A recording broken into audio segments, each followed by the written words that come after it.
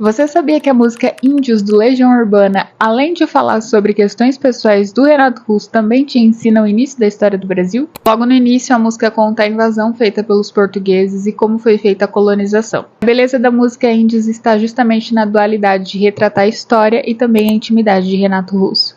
Um fato bastante importante de mencionar é que antes de escrever a música Índios, Renato Russo tentou o autoextermínio, e isso fica claro em diversos versos. E fazendo uma análise de algumas estrofes, essa primeira aqui se refere à atitude que os portugueses tiveram após a invasão ao Brasil em dar objetos aleatórios e sem valor para os índios. Eu acho que eu não preciso nem dizer que esses objetos não eram dados por amizade ou por afinidade. Um exemplo do que os portugueses faziam era justamente trocar esses objetos sem valor algum por ouro. Como os índios não conheciam a preciosidade do metal, os colonizadores se aproveitaram da falta de conhecimento deles para explorar tanto as terras quanto o povo brasileiro.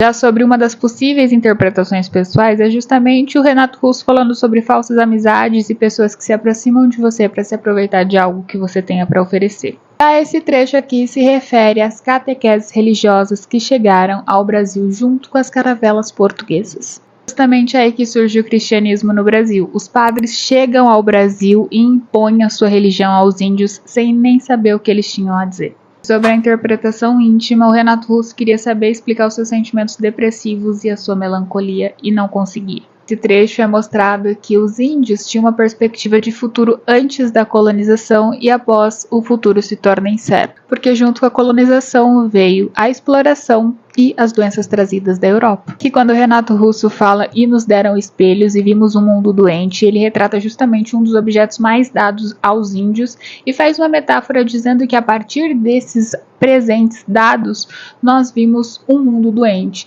porque os índios foram escravizados e explorados, assim como as terras brasileiras também. Interpretando intimamente é que o Renato Russo fala que as pessoas estão cada vez mais egoístas e olham somente para si. O fato é que a música Índios, lançada em 1986, retrata a invasão, a opressão e a imposição religiosa que acontece até hoje em minorias e nos povos originários.